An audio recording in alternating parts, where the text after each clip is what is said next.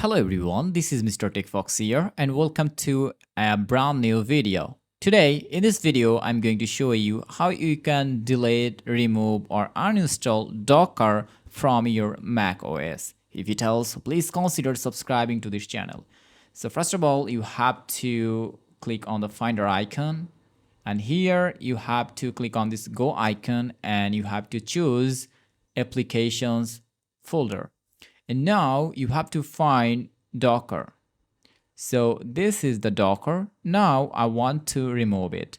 Normally right click on it and choose Move to Trash.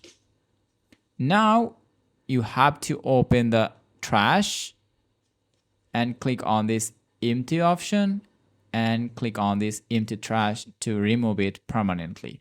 That's all about today's video. Now you know how to remove or uninstall Docker on your Mac. Thanks for watching. Allah Hafiz.